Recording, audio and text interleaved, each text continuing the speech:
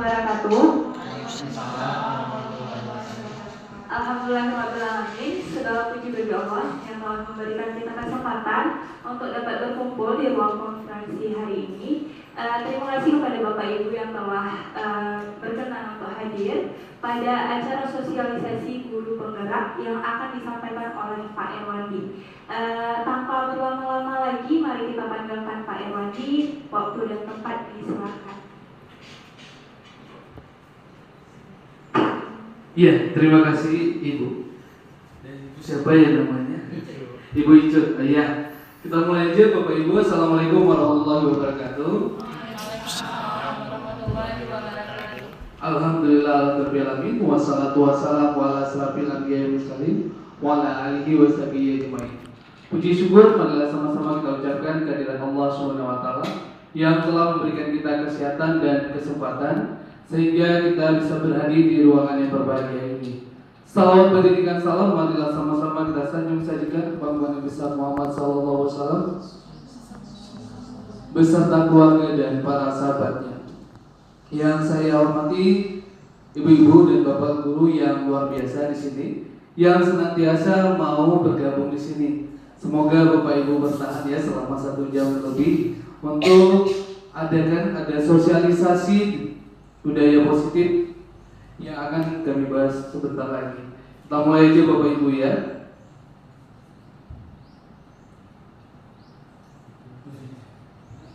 Sebentar.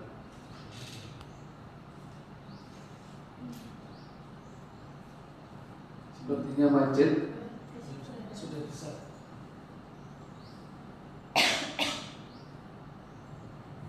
Ya.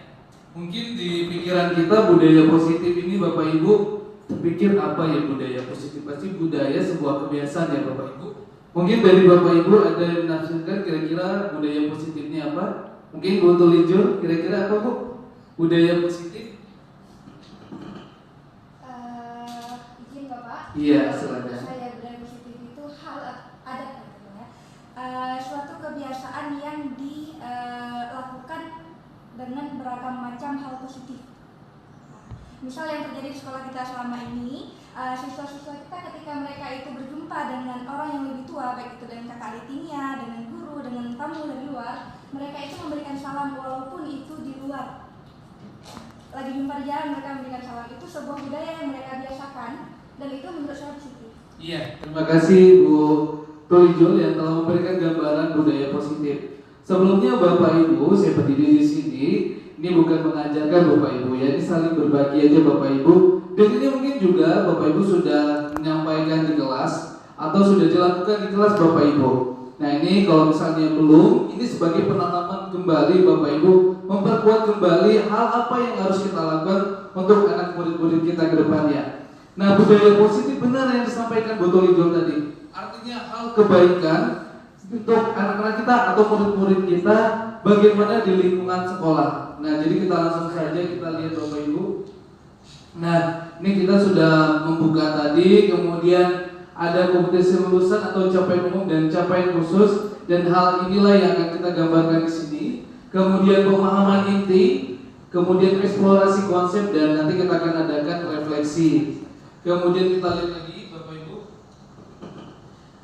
Modul ini diharapkan kontribusi untuk mencapai kompetensi lulusan sebagai berikut. Nah, ini mungkin gambaran yang akan tercapai, tapi ini sekilas saja Bapak Ibu. Yang kita lihat selanjutnya aja Bapak Ibu. Capaian umum. Nah, di sini bagaimana kita melihat filosofi Ki Hajar Dewantara. Mungkin Bapak Ibu di sini sudah terbayang bahwasannya filosofi Ki Hajar Dewantara itu adalah sifatnya menuntun. Nah, tugas kita berarti menuntun. Mungkin ada gambaran Bapak Ibu, Bu Anggi menuntun itu apa Bu Anggi Bapak Ibu? Iya, tugas kita sebagai guru itu menuntun. Nah, menurut Ibu menuntun itu apa Bu? Menurut saya menonton itu sudah melalui Menuntun bukan menonton dia tidak. Iya, menuntun Bu. Iya. Iya, oke, terima kasih Bu. Sudah menyampaikan mungkin Ya kalau Bu Nur mungkin ada gambaran Bu menonton menurut Ki Hajat ini bayangan Ibu apa Bu? Karena menonton secara apa bahasanya ada yang di depan, ada yang di belakang. Iya. Jadi seolah-olah membimbing supaya dia menuju ke arah yang baik. Iya benar sekali Bu. Artinya di dalam filosofi Ki Hajat Dewata lagi, kita sebagai guru itu wajib menuntun, artinya mengarahkan atau membimbing anak-anak itu bisa sampai ke tujuan mereka. Intinya sampai terakhir nanti mereka itu bisa sukses. Ya seperti itu gambarannya Bapak Ibu ya. Nah kita langsung ke bawah saja di bagian ini. Ini capaian khusus modul kita, tapi ini sekilas saja, kita tidak usah lihat lebih lama. Dan ini mungkin Bapak Ibu lihat sekilas. Di sini yang paling penting akan kita bahas di sini itu ada 5 beban dasar manusia, kemudian 5 posisi kontrol guru dan segitiga restitusi. Nah ini mungkin ada yang masih baru dan mungkin istilahnya sepertinya kita belum paham ya Bapak Ibu ya. Tetapi nanti kita ternyata sudah melakukan selama ini. Kita lanjut aja Bapak Ibu. Nah ini mungkin saya akan coba tanyakan Bapak Ibu ya. Pernyataan yang pertama, hukuman dapat mendisiplinkan anak. Kira-kira Bapak Ibu setuju atau tidak Bapak Ibu? Hukuman dapat mendisiplinkan anak. Saya setuju Pak. Setuju, oke. Mungkin Bapak-bapak? Dalam beberapa hal mungkin saya sepakat dengan hal itu, namun dalam beberapa hal lainnya hukuman juga bisa membuat anak jadi down gitu. Jadi tidak selamanya hukuman dapat efektif kita berikan kepada anak-anak. Iya, benar sekali. Kita lanjut lagi, pemberian hukuman dengan hal positif seperti membaca atau membersihkan halaman sekolah dapat meningkatkan disiplin anak. Nah benar nggak Bapak Ibu? Setuju atau tidak? Setuju. Selanjutnya di poin ketiga, memberi penghargaan dapat meningkatkan motivasi belajar anak. Ini bagaimana Bapak Ibu? Setuju atau tidak? Setuju. Ada yang tidak setuju Bapak Ibu? Mungkin gara-gara penghargaan bisa juga anak-anak ya pas di situ aja dia timbul motivasinya. Kemudian selanjutnya tidak lagi. Ya mungkin kita lihat selanjutnya Bapak Ibu ya. Nah ini topik yang akan kita bahas. Ada 6. Yang pertama disiplin positif dan nilai-nilai kebajikan universal. Kemudian yang kedua itu teori motivasi, hukuman dan penghargaan. Kemudian restitusi. Keyakinan kelas mungkin Bapak Ibu sudah membuatnya juga di kelas, tapi kita lihat bagaimana apakah sudah sesuai dengan yang kita buat. Kemudian yang keempat itu kebutuhan dasar manusia dan dunia berkualitas. Yang kelima restitusi 5 posisi kontrol yang saya sampaikan tadi. Yang terakhir segitiga restitusi. Ini akan kita bahas hari ini. Nah mungkin Bapak Ibu yang terpikirkan kalau disiplin bagaimana Bapak Ibu? Mungkin Bu Eva, kira-kira disiplin itu Ibu apa sampai terpikir nih? Menurut saya disiplin itu sesuatu yang dilakukan oleh anak sesuai dengan aturan yang berlaku, tata krama, tata tertib dan sebagainya yang dapat meningkatkan karakter positif dia. Sehingga dengan dia memiliki karakter yang demikian, paling tidak dia sudah pribadi dia sudah disiplin. Menurut saya seperti itu. Mungkin ada tanggapan Bapak Ibu yang lain, mungkin disiplin itu bagaimana menurut Bapak dan Ibu? Mungkin Bu Irna? Iya, disiplin. Disiplin di dalam kelas, di lingkungan sekolah. Mungkin ya itu lebih ke aturan yang sudah dibuat kemudian dilaksanakan. Jangan dibiasakan aturan yang sudah dibuat, misalnya mungkin hal sederhananya seperti kita kasih tugas, mungkin kalau nggak selesai kita abaikan. Nanti dari situ kedisiplinan anak akan berkurang. Iya, terima kasih Bapak Ibu yang sudah memberikan pendapatnya. Dan kita lanjut aja ya Bapak Ibu. Nanti kita lihat apa sebenarnya, apakah efektif disiplin ini atau tidak. Kita lanjut. Nah sebelum kita lanjut nih ada permainan Bapak Ibu ya. Ada 2 orang, jadi nanti ada 1A dan 1B Bapak Ibu ya. Mungkin sebelah-sebelahan aja Bapak Ibu. Yang 1A dan 1B. Permainannya di sini ya Bapak Ibu ya. Mungkin ada game sedikit. Dan ini satu nanti menyimpan sebuah rahasia apapun itu Bapak Ibu. Nah tidak usah ditulis, boleh dipikirkan saja, simpan ya. Dan yang Satu lagi yang B-nya itu tugasnya bagaimana memancing kita bisa membuka rahasia apa yang disampaikan, apa yang sudah disimpan sama teman kita yang A. Jadi itu tugasnya mungkin sekitar 2 menit Bapak Ibu ya, coba berpikir kira-kira apa yang mungkin kita simpan sebagai ini rahasia kita ya. Mungkin Bu Eva sama Bu Vera, Bu Anggi sama Bu Nur, Bu Susi sama Bu apa? Bu ya, kemudian Bapak sama dengan sebelahnya aja Ibu, Bapak sama dan Bu Winda sama Bu Irna. Bu Tulijo tidak apa-apa, tidak ada pasangannya Bu ya. Kita cari pasangan yang lain. Mungkin kita permainannya cuma 2 menit aja, tidak apa-apa Bapak Ibu. Silakan dimulai Bapak Ibu permainannya. Satu menyimpan rahasia dan satu memancing bagaimana bisa terbuka rahasia itu. Ya Bapak Ibu. Di samping berarti Bu Nur sama Bu Anggi. Bu Susi sama Bu Nurul. Silakan siapa yang A, siapa yang B. Kemudian iya benda aja. Mungkin ini yang berharga bagi si A ya.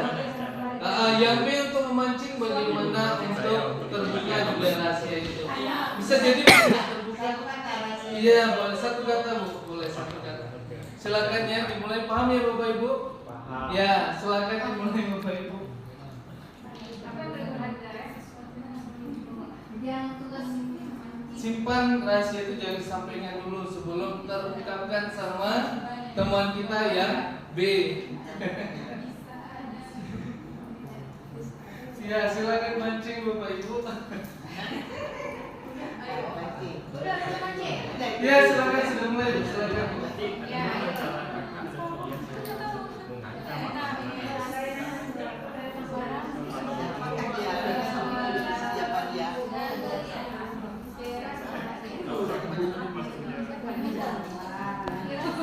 hari ini apakah ada sesuatu yang mengganjal di hati ibu? Apakah dia makhluk hidup? Gimana kabarnya hari ini? Apakah dia sebuah benda cair? Benda padat? Ada di bulu darah? Tidak. Ada di dalam ruang guru? Di rumah? Yang sedang diselesaikan nggak? Apakah dipakai setiap hari? Ya, oke Bapak Ibu, waktunya sudah selesai. Ini seru ya Bapak Ibu ya. Tidak apa, tidak harus terungkapkan ya Bapak Ibu. Oke Bapak Ibu. Selanjutnya saya ingin meminta pendapat apa yang dirasakan yang bagian A dulu ya Bapak Ibu ya. Yang di kelompok A mungkin siapa yang ingin berpendapat? Ya, silakan Pak. Boleh Pak, Iya. berpendapat. Kalau saya dari kelompok A, jadi saya mempertahankan rahasia saya serahasia mungkin, jadi agar tidak ketahuan dari kelompok B atau teman B. Iya, oke, mantap Pak. Ada lagi yang ingin menambahkan mungkin untuk yang A, Bapak Ibu? Saya. Iya, silakan Bu. A ya? Oh ya, A. Silakan. Saya Ya, nggak apa-apa Bu, silakan. Sebenarnya untuk mengetahui rahasia seseorang itu tidaklah mudah. Iya. Rambut boleh sama hitam tapi isi kepala itu berbeda. Iya. Ya kan? Jadi untuk memancing orang apalagi yang belum kita kenal itu sangat sulit. Kita harus yang hidup bersama sebentar aja di rumah, susah kita menebak apa yang ada dalam pikiran dia. Iya, benar. Jadi menurut saya ini pekerjaan yang memang gampang tapi sulit dilakukan. Iya. Tadi saya pancing Bu Vera, iya enggak? Ya kan? Iya. Oke, Ya, terima kasih Bu Eva dan Bapak yang sudah memberikan gambaran apa keunikan atau apa yang kita rasakan setelah kita memainkan game tadi Bapak Ibu ya. Nah, ini kita akan coba lihat. Nah, jadi inilah bagian yang kita rasakan tadi. Jadi ilusi guru mengontrol murid. Nah, tadi mungkin ya Bapak Ibu, kita sebagai guru kadang-kadang kita terlalu memaksakan anak-anak. Harus apa yang kita inginkan harus juga tercapai. Ya Bapak Ibu, sebenarnya tidak boleh Bapak Ibu. Mereka juga punya hak mereka. Nah, jadi seharusnya iya. Nah, tetapi kita membawa mereka dengan cara bagaimana membimbing anak-anak itu sesuai dengan hakikat mereka. Makanya perlu kita sebagai guru untuk mengontrol, membimbing atau mengarahkan Bapak Ibu. Tidak harus kita memaksa mereka. Yang penting kita sudah menjalani tugas kita Bapak Ibu. Kemudian selanjutnya ilusi yang kedua, bahwa kritik dan membuat orang merasa bersalah dapat memuatkan karakter. Nah, ini seperti di poin kedua ini kira-kira pikiran apa Bapak Ibu? Mungkin ada yang terbesit. Yang kedua ini, bahwa kritik dan membuat orang merasa bersalah dapat memuatkan karakter. Ya mungkin saya minta pendapat Bu Indah mungkin. Apa yang terpikir bahwasannya kritik dan membuat orang merasa bersalah dapat memuatkan karakter. Jadi gini, terkadang dalam sesuatu hal apa yang dilakukan oleh sesuatu, mereka akan memikirkan sesuatu yang mereka inginkan, sesuatu yang diinginkan. Otomatis itu yang diinginkan adalah positif.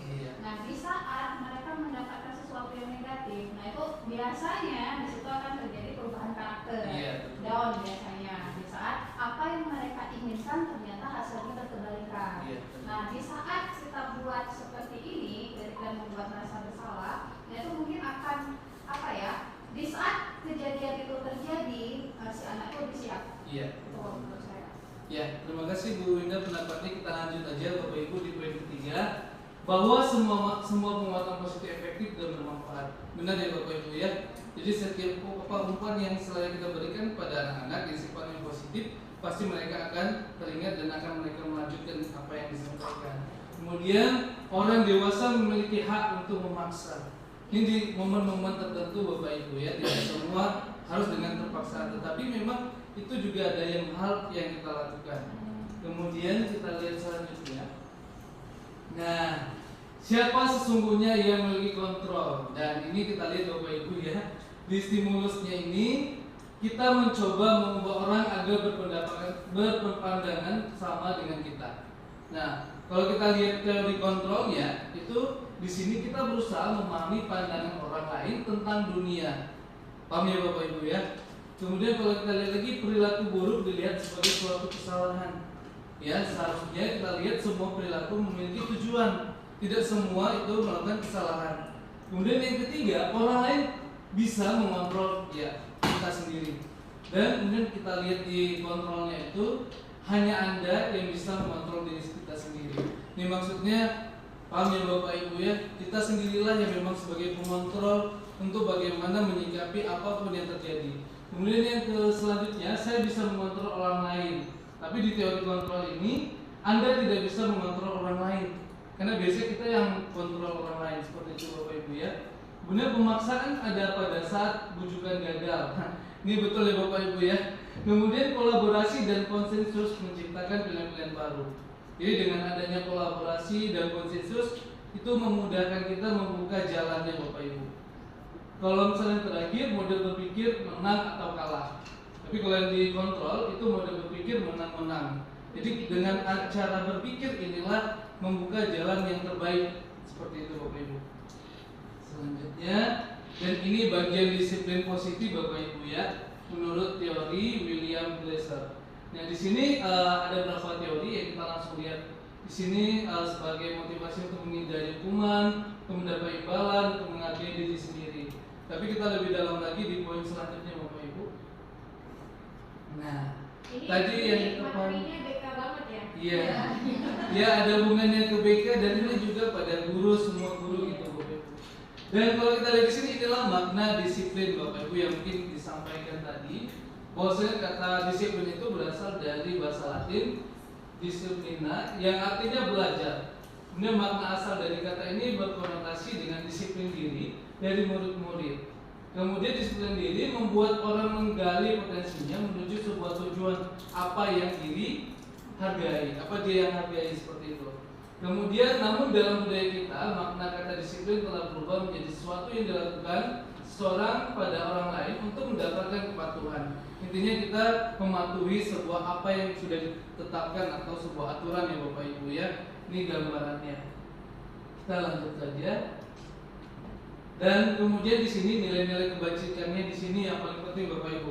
Ada hubungannya dengan profil Pancasila, yaitu yang pertama itu beriman dan bertakwa serta berakhlak mulia. Kemudian mandiri, bernalar kritis, kemudian kebinekaan global, bergotong royong dan kreatif. Dan ini yang kita sampaikan ke anak-anak dan mereka juga timbul rasa ini seperti itu Bapak Ibu. Kita lanjut aja. Dan di sini selanjutnya kita melihat apa perbedaan dari apa motivasi, hukuman, penghargaan dan restitusi. Mungkin sebelum dia lebih jauh, Bapak Ibu mungkin ada beranggapan ini sama nih, ya Bapak Ibu. Sepertinya atau ada yang berbeda berpendapat ini? Ada yang berpendapat Bapak Ibu? Kita lanjut aja lihat ya. Lebih dalam lagi apa perbedaannya. Nah, ini ada yang timbul dari motivasi eksternal, ada internal. Kalau eksternal berarti dari luar mereka. Kalau internal berarti dalam diri mereka. Kalau kita lihat sini, apa yang akan terjadi apabila saya tidak melakukannya? Nah, paham nggak Bapak Ibu ini? Kalau yang poin yang pertama, motivasi yang keluar dari anak itu sendiri. Jadi istilahnya apa yang akan terjadi apabila saya tidak melakukannya? Dalam artian kayak gini, kadang-kadang kita memaksa anak ya Bapak Ibu ya, kamu harus siapkan tugas. Dan mereka berpikir ketika mereka tidak mengerjakan tugas, apa yang terjadi pada diri dia sendiri. Nah, jadi ketika timbul rasa itu, berarti ada istilahnya pemaksaan untuk mengerjakan tugas, bukan lagi dengan cara dia dengan menjalankan dengan aman seperti itu ya, dengan senang hati seperti itu Bapak Ibu. Biasa kalau timbul dari hati, mereka mengerjakan dan selainnya dengan jalan berpikir itu akan teringat selalu Bapak Ibu. Kemudian yang kedua, itu yang timbul lagi, apa yang akan saya dapatkan apabila saya melakukannya. Nah, kadang-kadang kita memberikan tugas anak-anak, oh pasti berpikir ini pasti ada selanjutnya, pasti ada penghargaan atau hadiah atau reward Bapak Ibu yang diharapkan sama anak-anak. Nah, mungkin kita berpikir juga bahwasanya kasih tugas itu atau misalnya menjalankan apapun itu Bapak Ibu, jangan mengharap anak-anak itu ada imbalannya. Kalau ada imbalan nanti mereka akan senang sekali, setiap ada tugas pasti ada imbalan-imbalan. Semangatnya karena itu, bukan karena dengan tugasnya kewajiban dia sendiri. Kemudian kalau kita lihat motivasi yang dari internal, saya akan menjadi orang yang seperti apa apabila saya melakukannya. Dan ini yang paling penting. Ketika dia sudah melakukan tugas, kemudian dia menjalankan, setelah ini apa yang saya dapatkan? Seharusnya anak-anak itu yang didapatkan. Artinya mereka mendapatkan ilmu, kemudian mereka dapat meningkatkan penguasaannya di bidang itu, kemudian juga mendapatkan nilai yang baik. Nah, ini yang mungkin yang kita harapkan ke anak-anak. Jangan terlalu berpikir anak-anak itu ada imbil-imbilan, ada ambal-ambalan ya Bapak Ibu ya. Kemudian mereka mengerjakan itu harus ada harapan seperti itu. Selanjutnya kita lihat lagi. Nah, ini berdasarkan Kiai Dewantara bilangnya, mereka itu artinya tidak hanya terlepas dari perintah, akan tetapi juga cakap buat memerintah diri sendiri. Kadang-kadang memang susah kali memerintah diri sendiri Bapak Ibu ya. Nah, ini mungkin sebagai pengontrol kita sebagai guru, bagaimana menyampaikan ke anak-anak itu, setidaknya mereka tersadar sendiri ya, sebagai pengontrol mereka sendiri bahwasanya ini adalah sebagai tugas mereka, seperti itu sebagai siswa, karena menjalankan tugas yang apa disampaikan oleh gurunya, seperti itu Bapak Ibu. Selanjutnya kita melihat lagi. Nah, ini dihukum oleh penghargaan ya. Mungkin efeknya Bapak Ibu ya, ketika kalau misalnya kita berikan penghargaan. Yang pertama itu pengaruh jangka pendek dan jangka panjang. Dalam artian ketika ini ada pengaruhnya, imbalan tersebut ada jangka pendek dan jangka panjang. Kemudian penghargaan menghukum. Yang ketiga itu penghargaan mengurangi ketepatan. Jadi kurang efektif Bapak Ibu ya. Penghargaan tidak efektif, dan terakhir penghargaan merusak hubungan. Ini yang mungkin efek dari Bapak Ibu ketika memberikan penghargaan. Nah, kemudian dihukum oleh penghargaan. Sini sangat lanjutannya, penghargaan menurunkan kualitas, kemudian penghargaan mematikan kreativitas, dan terakhir penghargaan mengurangi motivasi intrinsik. Jadi bukan anak-anak terpikir ini kan ada imbalan, mereka kerja imbalannya. Pasti seperti itu. Apa Pak? Apa Ibu? Nah, biasanya ibu-ibu tuh atau bapak itu sudah menyediakan ini makanan atau minuman yang disediakan. Nah, tapi seharusnya tidak itu ya Bapak Ibu ya. Tidak boleh seperti itu. Selanjutnya, nah ini bentuk program kebajikan. Jadi di mana sini kita beri pengakuan secara khusus, kemudian beri pengakuan secara pribadi, beri pengakuan kepada semua murid, nah secara bergantian Bapak Ibu ya. Kemudian beri pengakuan secara konsisten, karena kalau kita konsisten pasti akan memudahkan anak-anak tersebut. Kemudian fokus pada proses. Nah biasanya jangan lihat hasilnya, kita fokusnya pada proses. Kita lanjut aja Bapak Ibu ya, dan ini contoh-contoh pengakuannya. Yang paling penting, nah di sini biar paham Bapak Ibu ya, kita kan coba menebak kira-kira yang pertama ini masuk hukuman atau konsekuensi ya Bapak Ibu ya. Kira-kira terpikir Bapak Ibu yang pertama ini itu masuk hukuman atau konsekuensi. Yang pertama, mencatat 100 kali di dalam buku kalimat, saya tidak akan terlambat lagi karena terlambat ke sekolah. Menurut Bapak Ibu ini hukuman atau konsekuensi? Konsekuensi. Hukuman, oke. Iya hukuman. Bapak Ibu yang lain? Ini seperti apa Bapak Ibu? Hukuman apa konsekuensi? Nah, yang poin kedua kita nanti lihat yang benarnya yang mana Bapak Ibu. Kita coba dulu melihat ini. Yang kedua, lari mengelilingi lapangan basket 2 kali karena terlambat hadir di sekolah. Ini hukuman atau konsekuensi Bapak Ibu? Hukuman ya. Yang ketiga, murid diminta untuk push up 15 kali karena tidak menggunakan masker ke sekolah. Hukuman atau konsekuensi Bapak Ibu? Konsekuensi. Selanjutnya, menggantikan kertas tugas teman yang telah dicoret-coret. Konsekuensi. Gak apa-apa Bapak Ibu, nanti saya akan jelasin lebih dalam lagi. Kemudian membersihkan tumpahan air di meja tulis karena tersenggol pada saat belajar. Konsekuensi. Murid disuruh untuk mengenakan sepatu seharian di sekolah karena tidak mengenakan sepatu hitam. Konsekuensi apa hukuman? Hukuman ya, ada konsekuensi. Lanjut, lari keliling lapangan basket 2 kali karena terlambat 10 menit untuk pelajaran PJOK. Hukuman ya Bapak Ibu. Oke baik, kita lihat apakah benar jawaban Bapak Ibu. Iya, di poin yang pertama benar, itu bagian hukuman. Yang kedua itu juga hukuman. Yang ketiga hukuman. Kemudian konsekuensi selanjutnya, di bawahnya juga konsekuensi. Kemudian hukuman dan terakhir juga konsekuensi. Sekilas Bapak Ibu paham nih hukuman sama konsekuensi? Kalau konsekuensi, Iya silakan Bu Anggi. Kalau konsekuensi itu akibat dari hal yang kita lakukan. Kalau hukuman? Hukuman lebih ke kesalahan. Kesalahan. Misalnya kayak kita udah lupain aja ya, keluar kan namanya konsekuensi. Tapi kalau hukuman nggak terlalu nyambung dengan kesalahan yang dilakukan. Kesalahan yang lain, hukumannya lain. Tapi kalau konsekuensi berhubungan dengan itu menurut saya ya. Berhubungan dengan kesalahan yang dilakukan. Saya nih seperti menggantikan kertas tugas teman yang telah dicoret-coret. Oke. Kan tidak dicoret, berarti konsekuensi yang bukan. Iya, terima kasih Bu Anggi. Siapa lagi ingin berpendapat Bapak ya? Saya sepakat dengan yang Ibu tadi sampaikan. Kalau hukuman itu sesuatu hal yang memang diberikan kepada peserta didik karena telah melanggar ataupun tidak mentaati norma-norma yang ada di sekolah. Sedangkan konsekuensi kegiatan yang telah peserta didik lakukan tapi tidak dalam konteks benar ataupun misalkan seperti yang Ibu Anggi sampaikan tadi ada melupakan air di meja. Jadi konsekuensinya harus dibersihkan meja yang telah ditumpahkan air tersebut. Oke, terima kasih Pak. Kira-kira Bapak Ibu ini lebih baik hukuman atau konsekuensi yang kita berikan kepada anak-anak? Iya. Nanti kita lihat lebih dalam lagi mana yang lebih efektif Bapak Ibu ya. Selanjutnya kita lihat di sini. Nah, ini mungkin perbedaan konsekuensi dengan hukuman biar lebih jelas Bapak Ibu. Biasanya kalau hukuman itu sesuatu yang menyakitkan harus terjadi. Betul ya Bapak Ibu ya. Selanjutnya kalau konsekuensi sesuatu yang harus terjadi. Artinya kalau misal hukuman itu pasti ada efek ke anak itu tersendiri.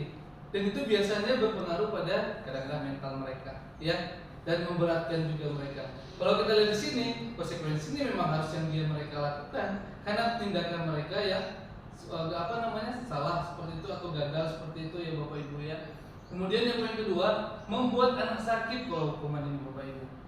Nah itu baik fisik maupun hati. Kadang-kadang guru di kelas ya, itu kadang-kadang harus memaksa anak-anak misalnya ketika melakukan pelanggaran misalnya itu harus anak push up atau lari dulu. Nah itu kadang-kadang mempengaruhi ya tadi minta mereka. Kemudian kalau sebenarnya di konsekuensi, nah membuat anak merasa tidak nyaman dalam jangka waktu pendek. Dalam artian ketika kita membuat konsekuensi kepada anak-anak, mereka sendiri yang timbul seperti itu rasa nggak nyaman dan mereka sendiri yang minta maaf ketika mereka melakukan kesalahan Bapak Ibu. Tapi kalau hukuman mereka karena terpaksa. Nah kalau yang ini tadi mereka melakukan berdasarkan karena mereka sadar bahwasanya mereka salah melakukannya. Kemudian yang hukuman ketiga, anak membenci kedisiplinan. Betul nggak Bapak Ibu? Gara-gara sudah seperti ini dia membenci. Tetapi biasanya teringat yang dibenci. Betul Bapak Ibu? Ya mungkin biasa kalau kita dulu ya Bapak Ibu mungkin didikannya beda sama anak sekarang. Kalau dulu ini pengalaman saya Bapak Ibu ya, Bapak itu mengajarkan matematika, di mana waktu itu saya menanyakan permasalahan ini memang tidak paham Bapak Ibu. Tetapi cara Bapak itu tidak langsung diajarkan Bapak Ibu. Saya dipukul dulu pakai roll itu bukan roll yang plastik tapi roll kayu. Tanya-tanya aja. Padahal kita bertanya baik Bapak Ibu. Tetapi dengan itu saya paham, maksudnya paham dalam artian pada saat itu aja. Paham apa yang disampaikan Bapak Ibu harus cari mandiri. Tetapi setelah itu saya lupa. Tapi teringat selalu Bapak Ibu untuk yang ajaran seperti itu. Dan seperti itu juga kadang-kadang membekas bagi kita sendiri Bapak Ibu ya. Nah kadang-kadang juga tidak membekas hal yang tidak positifnya. Kemudian anak menghargai disiplin. Ini kalau kita melihat konsekuensi. Kemudian hukuman biasanya menimbulkan paksaan gitu Bapak Ibu ya. Tapi kalau misalnya konsekuensi itu adanya stimulus, kemudian anak menanggapi. Kemudian kalau kita lihat lagi hukuman mendorong anak menyakiti diri sendiri. Ya kadang-kadang ya betul Bapak Ibu ya. Dia stres sendiri, akhirnya dia timbul sakit, kemudian tidak nyaman dengan guru atau Bapak Ibu tersebut. Kemudian kalau konsekuensi mendorong anak agar mudah menyesuaikan diri. Dia memang sudah tahu permasalahannya apa, dia memang harus apa yang dia lakukan. Anak itu sendiri yang berpikir seperti itu. Kemudian kalau hukuman, konsep diri anak yang buruk. Tapi kalau konsekuensi, konsep diri yang baik. Selanjutnya anak belajar untuk menyembunyikan kesalahan. Tapi kalau konsekuensi, anak belajar untuk mematuhi peraturan. Betul ya Bapak Ibu ya? Biasanya dia sembunyi terus. Misalnya tidak boleh bawa HP misalnya ke sekolah.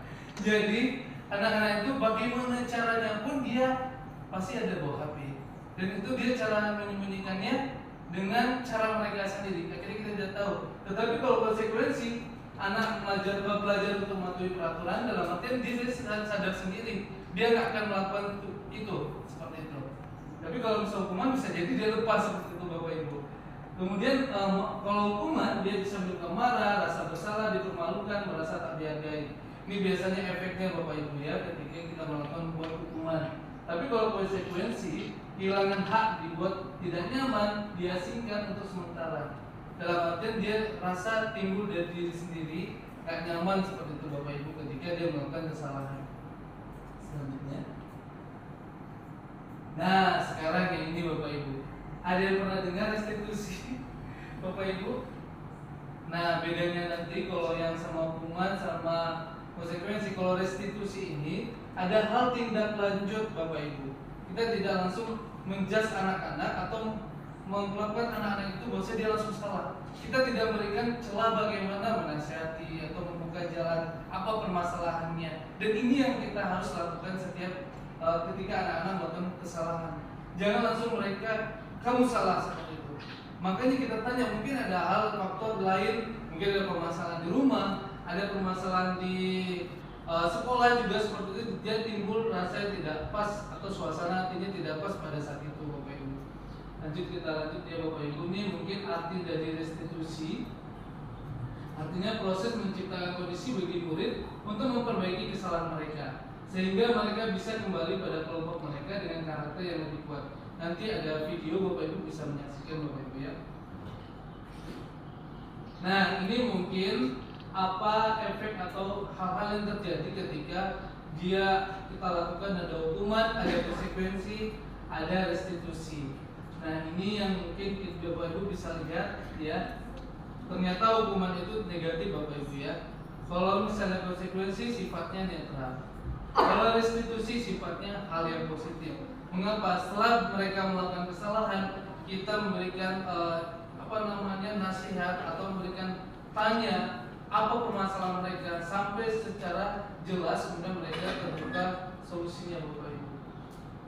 Selanjutnya kita melihat, nah ini ciri-ciri restitusi, di mana bukan untuk menebus kesalahan, namun untuk belajar dari kesalahan. Ya Bapak Ibu, kemudian memperbaiki hubungannya. Kemudian yang poin ketiga itu tawaran bukan paksaan. Kemudian restitusi menuntun untuk melihat ke dalam diri mereka sendiri. Kemudian mencari kebutuhan dasar yang mendasari tindakan. Kemudian cara yang paling baik. Kemudian fokus pada karakter bukan tindakan. Kemudian itu fokus pada solusi. Jadi memang kita mencari solusi agar permasalahan anak itu terselesaikan dan mereka bisa kembali lagi secara nyaman ke kelas misalnya atau ke kelompok mereka. Misalnya mereka ada perkalian nih Bapak Ibu, si A berkelahi dengan si B. Nah mereka berdua ini kan kita tunjuk atau kita bawa ke tempat yang nyaman mereka untuk kita tanyakan kira-kira apa permasalahan mereka. Jangan langsung kita bilang mereka bersalah dua-duanya. Kita tanya dulu, mungkin dari kesalahan-kesalahan mereka itu kita tahu apa permasalahannya dan kita berikan solusinya. Agar kedua ini ketika mereka balik ke kelas, mereka tidak diasingkan, mereka tidak dipermasalahkan. Jadi ketika mereka balik, ya udah seperti semula lagi Bapak Ibu. Kemudian kita lihat lagi, nih, nah mungkin Bapak Ibu tadi kita sudah melihat ya restitusi, tapi nanti kita lihat videonya. Nah kemudian kita ini Bapak Ibu selanjutnya keyakinan kelas. Bapak Ibu ada yang paham kira-kira keyakinan kelas itu Bapak Ibu apa? Ada yang paham keyakinan kelas? Mungkin Beb? Secara tekstual mungkin ya bisa kita ambil pengertian bahwa anggota kelompok itu yakin akan kekuatan kelasnya gitu, atau di dalam kelas itu ada sebuah keyakinan yang kuat terhadap kelompoknya, seperti itulah. Iya. Itu secara intinya belum ya. Iya. Terima kasih Bu. Kalau Ibu? Bucu?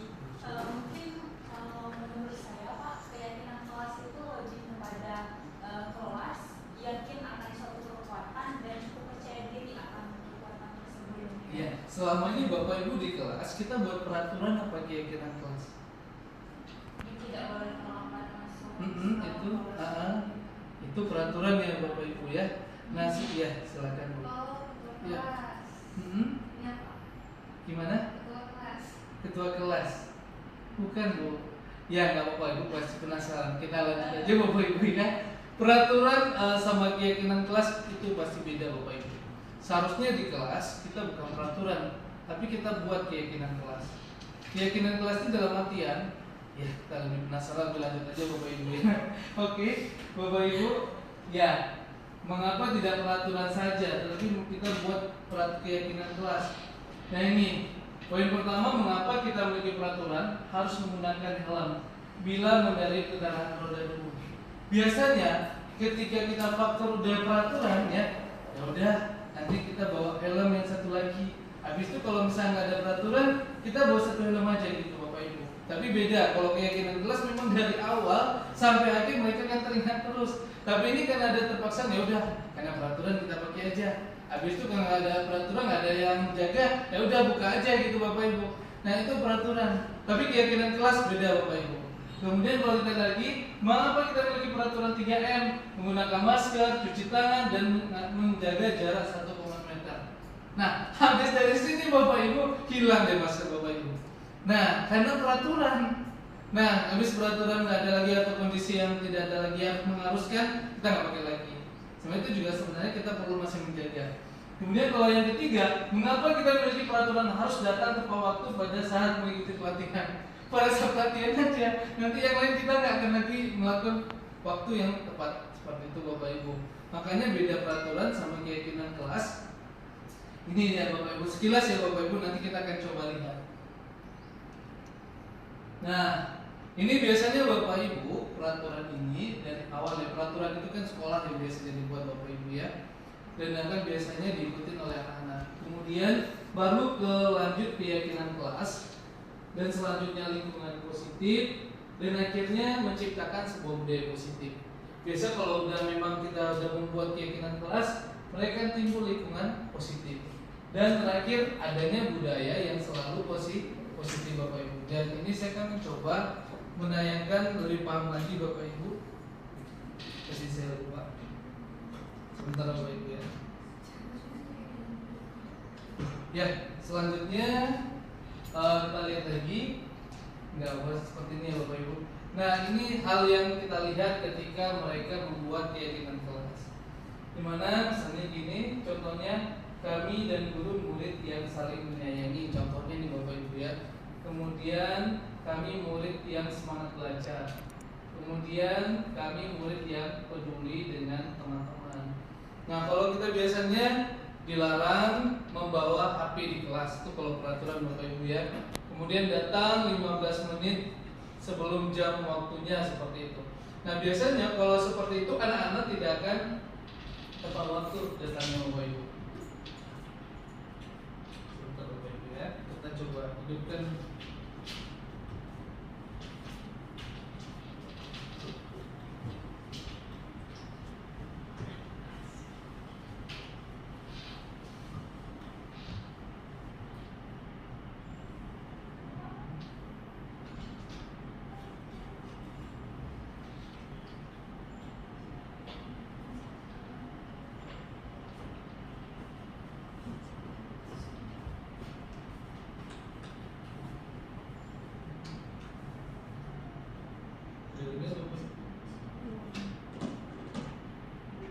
Lebih mengerti tentang konsep konsekuensi dan perbedaannya dengan hukuman.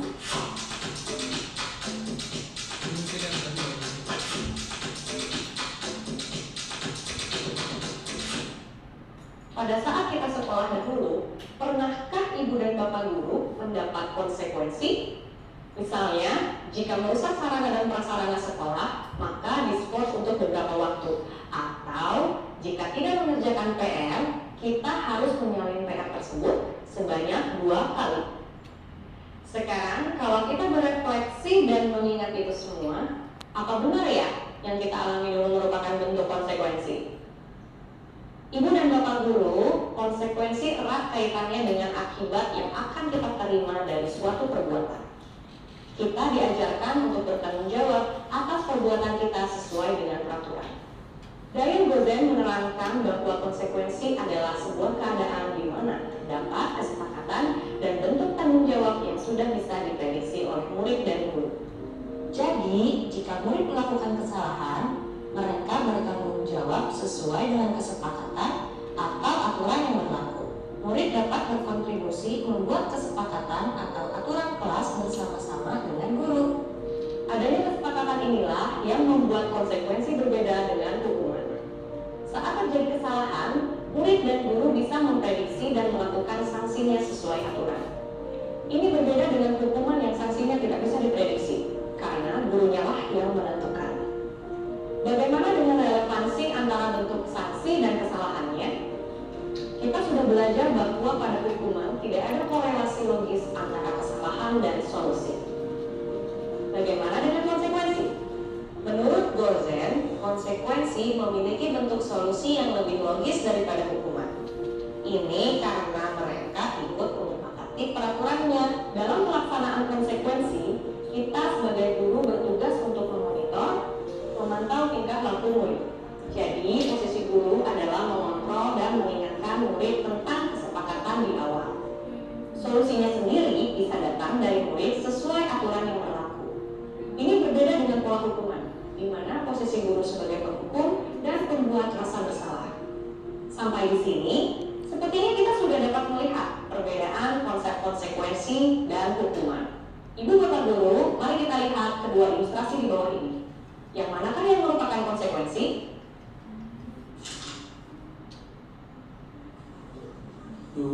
Haus nih. Anak-anak, selesai mengerjakan halaman 50, lanjutkan sampai halaman 56 ya. Baik, Pak. Ya, Aska, jadi bahasa tadi kelas 1. Sudah. Aska, ayo jika salah, apa yang harus dilakukan? Ayo minta maaf. Pada ilustrasi ini, saat Aska menumpahkan botolnya, siapakah yang memilihkan solusinya? Pak Sarto atau Aska? untuk memperbaiki kesalahannya?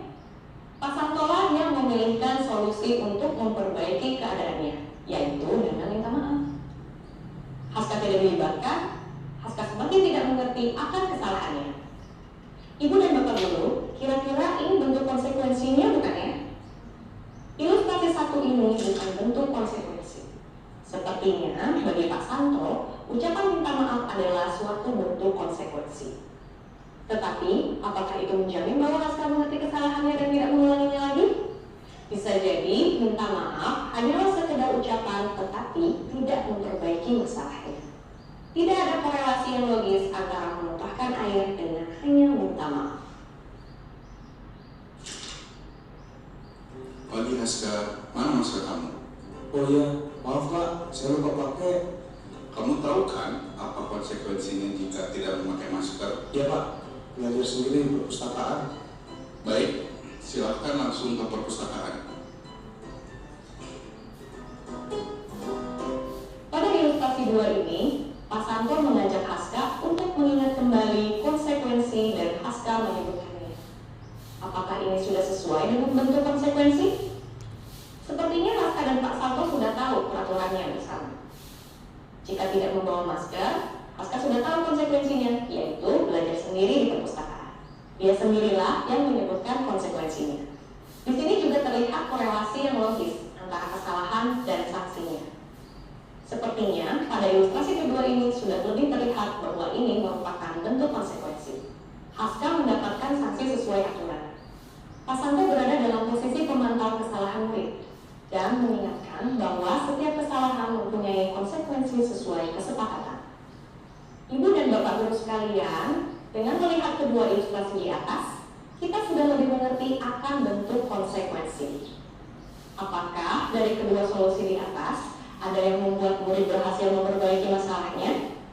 Jika konsekuensi dilakukan seperti dalam ilustrasi 2, kira-kira motivasi Haska untuk tidak mengulangi kesalahannya kembali apa ya? Apakah karena Haska memang sadar pentingnya masker? Atau karena dia takut dan malas belajar sendiri di perpustakaan?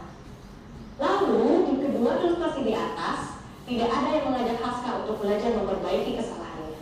Kalau begitu, konsekuensi itu sama tidak ya dengan restitusi? Nanti kita bahas lagi di materi berikutnya.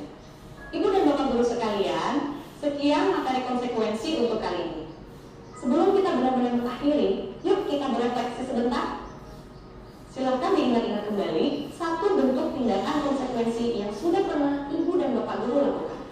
Apakah bentuk konsekuensi tersebut efektif untuk mendisiplinkan murid? Jika murid tidak mengulangi kembali kesalahannya di masa mendatang, kira-kira faktor apa ya yang mendasarinya? Intrinsik atau ekstrinsik? Selamat belajar, salam bahagia Ibu dan Bapak Guru hebat. Oke, Bapak Ibu, itu sekilas videonya Bapak Ibu ya. Kita stop dulu Bapak Ibu.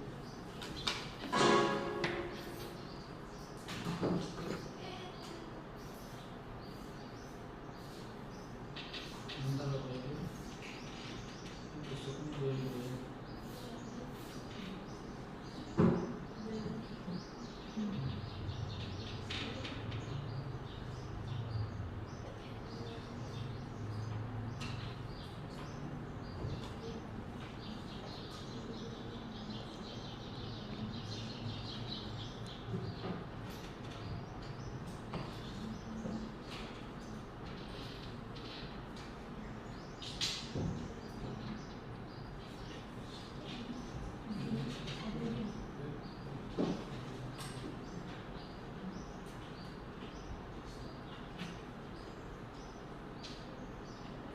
Bapak Ibu.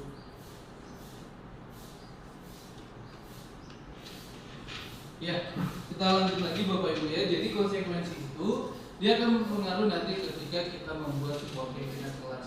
Jadi ketika kita sudah menetapkan di keyakinan kelas, mereka akan menjalani dengan sesuai dengan konsekuensi yang kita sepakati bersama.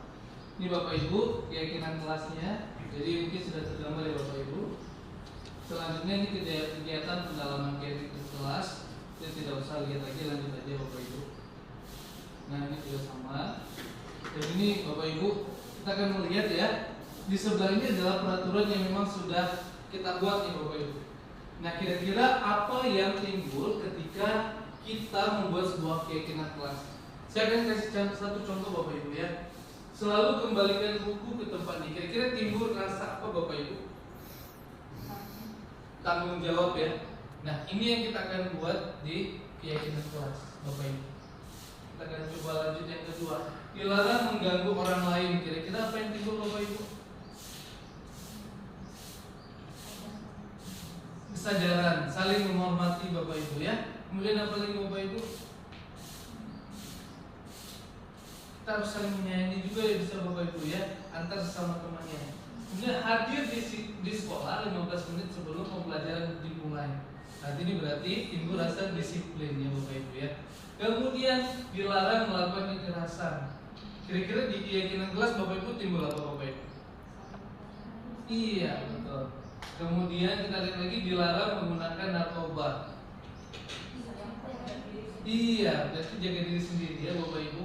Kemudian bergantian atau nunggu giliran, menghormati orang lain. Kemudian bisa juga disiplin ya. Kemudian kalau kita lagi gunakan masker Bapak Ibu. Ini berarti kesehatan ya Bapak Ibu ya. Kemudian jangan berlari di kelas atau di koridor. Ini apa Bapak Ibu? Tidak mengganggu. Iya. Iya, Bapak Ibu. Apakah benar Bapak Ibu? Kita lihat sebelahnya. Ya, benar Bapak Ibu. Ini cara kita membuat peraturan dan keyakinan. Oke Bapak Ibu, saya memberikan sedikit ice breaking. Bapak Ibu boleh berdiri Bapak Ibu, biar tidak bosan Bapak Ibu.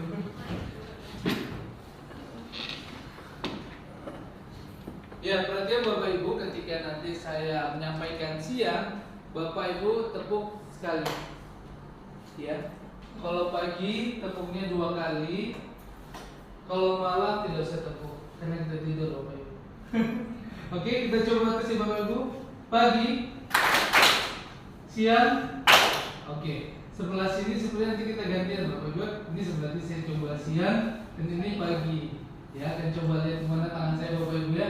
Itu melatih konsentrasi kita Bapak Ibu. Malam, siang. Iya, oke. Ya, ini kemana tangannya Bapak Ibu ya. Oke, pagi, siang, pagi, malam, pagi, siang, malam. Iya. Oke, terima kasih Pak Bu. Ya, silakan duduk kembali. Nah, ini sedikit membalikkan lagi konsentrasi kita Bapak Ibu ya. Oke, kita lanjutkan Bapak Ibu. Sedikit lagi. Nah, ini kebutuhan dasar manusia dan dunia berkualitas Bapak Ibu. Nah, ini kebutuhan dasar manusia, di mana yang pertama itu kita perlu kasih sayang dan rasa diterima Bapak Ibu. Kemudian penguasaan, kebebasan, kesenangan, dan bertahan hidup. Ini yang memang kita butuhkan ya Bapak Ibu. Selanjutnya kita lihat lagi. Nah, ini 5 posisi kontrol yang saya akan sampaikan ke Bapak Ibu. Dimana kita itu, guru itu sebagai penghukum Bapak Ibu ya. Kemudian yang kedua itu pembuat rasa bersalah. Jadi ketika ini nanti mereka sadar bahwasanya kesalahan mereka apa. Yang ketiga itu sebagai teman yang kita mengasingkan anaknya tersebut. Kemudian pemantau, dan terakhir sebagai manajer, kita mengatur mereka Bapak Ibu. Selanjutnya kita lihat lagi, dan ini beberapa yang disampaikan anak-anak nanti atau dari kita. Misalnya saya kecewa sekali dengan kamu misalnya. Jadi kalau siapa yang mengatakan membuat orang merasa bersalah, ini berarti tugasnya Bapak Ibu ya. Kemudian kamu tidak pernah benar melakukannya, itu kita tugasnya sebagai penghukum. Kemudian pada temannya, ayolah lakukan demi Bapak dan Ibu.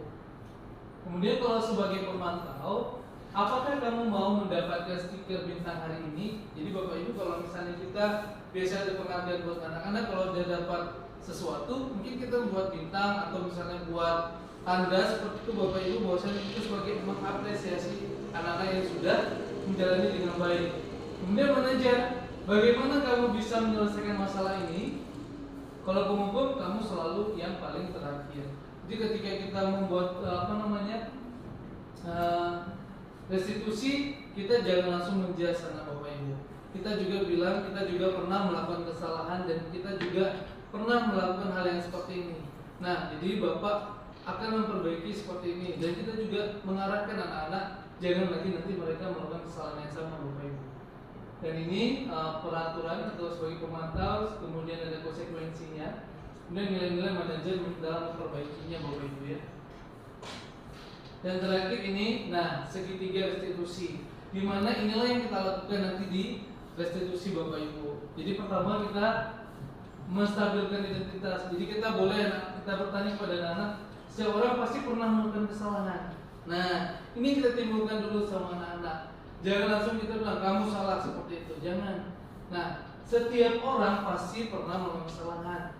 Baik kamu, Bapak juga pernah melakukan kesalahan seperti itu. Kemudian baru kita validasi kebutuhan mereka.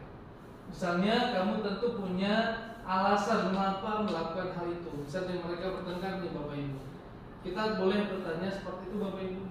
Apa alasan kamu? Kenapa misalnya kamu cubit dia seperti itu? Jadi pasti ada alasan Bapak Ibu.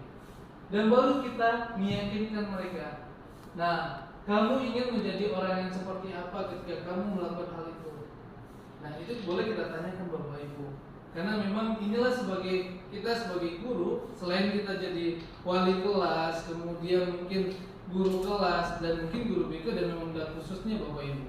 Dan kita sebagai guru kelas atau guru mapel Bapak Ibu, itu yang memberikan kita gambaran seperti ini. Jangan kita langsung menjudge anak seperti itu. Nah ini yang kita lakukan seharusnya Bapak Ibu, kita melakukan menstabilkan mereka dulu, validasi baru kita yakinkan dulu dengan beberapa pertanyaan bahwasanya mereka itu benar nggak melakukan hal tersebut Bapak Ibu. Nah ini sedikit kita lihat gambarannya, mungkin beberapa pertanyaan dari menstabilkan Bapak Ibu. Berbuat salah itu hal yang manusiawi, tidak ada manusia yang sempurna. Bapak Ibu juga buat salah, kita pasti bisa menyelesaikan permasalahan ini. Bapak Ibu tidak tertarik, ini mungkin Bapak ya atau Ibu Bapak Ibu ya. Kemudian Bapak Ibu lebih tertarik untuk menyelesaikan masalah. Kalau kamu menyalahkan dirimu sendiri, terus-menerus, apakah kamu bersikap baik pada dirimu sendiri? Ini kita kasih motivasi buat mereka. Jangan nanti mereka down Bapak Ibu ya. Kemudian kita lihat lagi dalam validasi kebetulan. Nah ini, kamu bisa saja melakukan hal yang buruk, tapi kamu tidak melakukannya kan? Atau tidak melakukan lagi seperti itu. Kamu pasti punya alasan mengapa melakukannya. Ini mungkin beberapa pertanyaan yang akan bisa kita ajukan kepada anak-anak kita sebagai validasi setelah mereka melakukan kesalahan Bapak Ibu. Kemudian terakhir, nah ini menanyakan keyakinan. Apa nilai yang kita percaya di kelas sekolah kita? Dalam artian ketika tadi kita sudah membuat keyakinan kelas, nah apa hal yang mereka lakukan yang melanggar terhadap yang sudah kita sepakati di kelas Bapak Ibu. Jadi ketika kita tanyakan ini, dia akan merespek kembali. Oh iya, kita sudah melakukan ini bersama-sama, sudah sepakat, berarti itu tidak boleh kita langgar Bapak Ibu. Nah jadi dia teringat sendiri Bapak Ibu ketika kita membuat seperti ini. Jadi ada tiga permasalahan, tiga yang kita lakukan. Yang pertama itu memvalidasi, kemudian menstabilkan, menanyakan keyakinan kelas. Itu ya Bapak Ibu ya. Selanjutnya ini mungkin hal-hal yang kecil yang kita lakukan. Dan terakhir sebagai prinsip hal baru apa saja ya, mungkin Bapak Ibu setelah mendapat tadi kira-kira apa yang Bapak Ibu dapatkan setelah penyampaian tentang budaya positif ini Bapak Ibu. Mungkin Bu Tulijo dulu ya Bapak Bu, silakan Bu. Terima kasih untuk kesempatannya Pak. Saya sedikit lebih terbuka dari materi tadi, bagaimana biasanya menurut saya behavior itu lebih baik mungkin karena kan bagi kita yang udah reward dan punishment itu sangat efektif untuk anak. Rupanya dan kasus itu lebih baik lagi daripada behavior ini. Dengan realitas ini dan realitas yang Bapak jelaskan tadi, kita utamakan restitusi dan bahkan kalaupun kita bilang sebenarnya kan itu percampuran antara reward dan punishment yang kita lakukan untuk anak. Tapi kalau kita to the point saja ke realitas yang Bapak jelaskan ke yang restitusi tadi, restitusi. Iya, restitusi. Susah saya sebutkan maaf.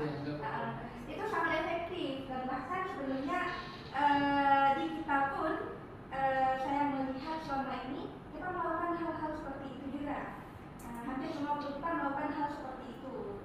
Cuman kita kurang sadar bahwa sebenarnya cara di awalnya itu kadang-kadang kita itu nggak sesuai dengan yang diinginkan oleh siswa. Iya. Dan hari ini kita dapatkan bahwa begini loh sebenarnya hal yang lebih efektif kita gunakan ke anak-anak kita, bahwa sebenarnya mereka itu kan berbeda-beda ya. Dan bahkan terutama di usia mereka yang sebenarnya yang mereka butuhkan ketika kita itu memberikan paksaan misalkan ke anak ataupun cara kita yang menjas mereka, itu mereka akan berontak dengan kita, akan menolak, karena kan masa perkembangan mereka itu metode pertahanan bagi mereka itu adalah berontak. Mereka berkelahi bahasa kasarnya kita, metode pertahanan mereka. Kalau kita memberikan juga hal yang biasanya kita lakukan, itu bahkan akan bertolak belakang dengan mereka. Tapi kalau teori yang disampaikan tadi, itu sangat bagus untuk mereka. Kenapa? Karena metode pertahanan mereka itu mereka akan berpikir ulang. Yang seharusnya mereka itu memberontak, mereka akan malu dengan pemberontakan mereka itu. Saya rasa sangat baik. Terima kasih Bapak untuk ilmunya sangat bermanfaat. Terima kasih Bu Tulijo. Kemudian pertanyaan kedua ya, perasaan apa yang muncul selama mengikuti sesi ini? Saya minta ke Bu Putri, mungkin Bu Putri. Kira-kira pertanyaan kedua Bu? Ya, perasaan apa yang muncul selama mengikuti sesi ini Bu?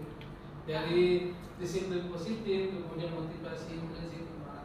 Mungkin tadi karena saya masuknya ini adalah jadi saya yang melihat adalah apa tadi hukuman konsekuensi dengan restitusi, ya kan? Mungkin selama ini kita sudah ada mungkin yang masih tentang hukuman, ada mungkin yang sudah memperlakukan tentang konsekuensi. Cuma mungkin kita tidak tahu bahwa ada istilah yang satu lagi bahwa itu ada restitusi dan itu lebih bijaksana daripada konsekuensi. Mungkin itu apa yang sudah kita dapatkan bisa kita terapkan karena kita guru, jadi kita bisa aplikasikan itu dalam dunia nyata, dimana kita langsung berhubungan dengan siswa sehingga siswa pun merasa lebih nyaman dan lebih dekat dengan gurunya. Terima kasih Bu. Selanjutnya Bapak yang di peran Among seperti apakah yang saya telah lakukan selama ini? Dalam artian Bapak merasa ketika Bapak di kelas apakah sudah baik atau bagaimana? Sudah melakukan yang tadi kan? Sebelumnya sudah mengajar ada sedikit kesalahan dalam membina sebagai hukuman juga. Jadi saya mendapatkan bahwa hukuman itu tidak baik untuk kita. Terima kasih Pak. Selanjutnya saya akan menjadi Among atau seperti dulu. Apakah setelah mengikuti modul ini? Jadi Bapak Ibu setelah mengikuti ini, kira-kira apa yang Bapak Ibu lakukan nanti selanjutnya di kelas Bapak Ibu ya? Mungkin Bapak Ibu, ya silakan Pak. Baik, terima kasih Bapak kesempatannya. Dari pembelajaran kita pada hari ini dapat saya simpulkan ada 3 konsep pelaksanaan pembelajaran berdasarkan kurikulum merdeka ini. Ada 3. Yang pertama, kalau dalam bahasa Jawanya mungkin saya agak lupa. Cuman kalau kita singkat dalam bahasa Indonesia, yang pertama, guru jika di depan harus bisa menjadi suri teladan ataupun contoh kepada peserta didik. Nah, yang kedua, jika berada di tengah-tengah ataupun di lingkungan peserta didik harus bisa menjadi seorang yang bisa membimbing ataupun memberikan ide-ide kepada peserta didik. Nah, yang ketiga, kalau dalam bahasa Jawanya yaitu tuturi handayani, yaitu harus bisa memberikan motivasi. Kalau di belakang harus bisa memberikan motivasi ataupun dorongan kepada peserta didik agar bisa lebih jauh berkembang dari sebelumnya. Jadi sekian. Terima kasih Pak ya. Oke Bapak dan Bapak Ibu yang lainnya, kita memberikan pertanyaan. Bapak Ibu mungkin masih ada yang bingung kira-kira yang tadi yang penjelasan saya Bapak Ibu, silakan ditanyakan.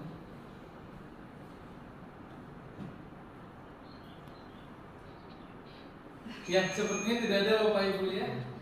Iya, oke. Saya tutup. Assalamualaikum warahmatullahi wabarakatuh. Waalaikumsalam warahmatullahi wabarakatuh. Mungkin tepuk tangan pagi untuk Pak Erwandi. Terima kasih kepada Pak Erwandi tentang materi yang sangat insightful ya, sangat berwawasan dan semoga kedepannya kita sebagai guru dapat menerapkannya di kelas kita masing-masing. Sebagai kesimpulan, mungkin beberapa hal yang perlu dijadikan catatan adalah salah satu budaya positif yang dapat dilakukan di satuan pendidikan adalah lewat disiplin positif seperti yang dikatakan oleh Pak Erwandi tadi, yang merupakan proses. Artinya di sini bukan hanya hasil saja yang kita lihat, tapi ada tahapan-tahapannya. Mungkin diantaranya disiplin positif ini adalah hal yang menjadikan peserta didik dapat mengontrol dirinya dan juga membentuk karakter peserta didik itu sendiri yang merupakan tujuan akhir kita dalam pembelajaran. Jadi dalam disiplin positif ini yang paling penting bukan hukuman diterapkan, tetapi konsekuensi, dan mereka juga belajar dari konsekuensi itu sehingga membentuk keyakinan yang positif. Terakhir, kita sebagai guru bisa menjadi pembentuk karakter melalui restitusi atau tindakan yang berfokus pada solusi. Ya, sekian, mari kita ucapkan alhamdulillah bersama.